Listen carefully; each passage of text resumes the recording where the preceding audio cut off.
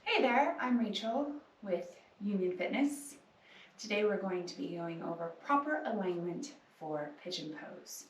Everybody has different levels of flexibility in their hips, so it's really important that you're honoring your body and where you are at.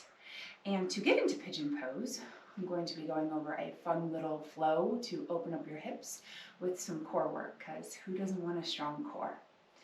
Before you begin, make sure that you take some time to breathe. Make that connection to your breath so that you can relax and release and let go. We tend to carry stress and worries in our hips. And so while you are resting in your pigeon pose, you're really breathing so that you can let go of anything that doesn't serve you. So let's begin. We're going to start on all fours, making sure that all through this practice we have our shoulders over our wrists. We're going to come into downward facing dog. Remember, if you need to, in your downward facing dog, to get stretched out, to take a couple rotations if that's what you need. And we're going to go ahead and start with our right leg. So you inhale up into split dog, and then you're going to come into a nice tight plank. So we inhale and we exhale here to plank. And see how flat my back is? And I could kiss my knee. We're going to do 10 of these. So we're going to inhale up and exhale. 2. Inhale. Exhale. 3. Inhale. Exhale. 4. And you can do more or less of these than 10. 5. Inhale. 6. Always tucking the tailbone in the plank. Inhale.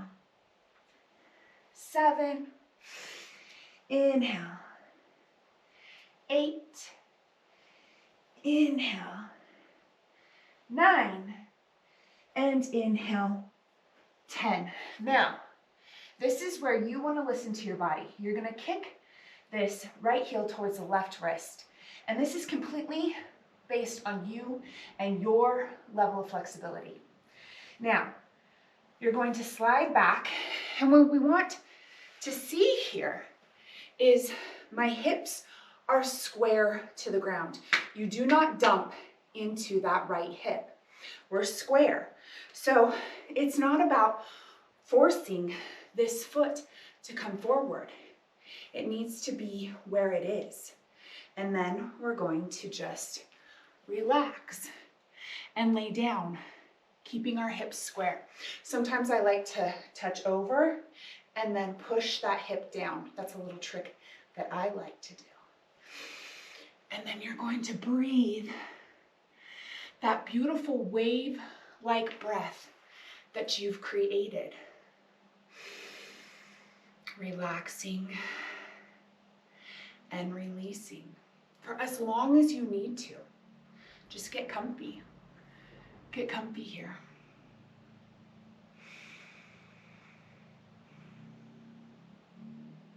And then you'll do the exact same thing with the other side. So you'll go ahead, you'll curl the left toe under, and you'll press back. Maybe lift for a second, dropping into downward facing dog.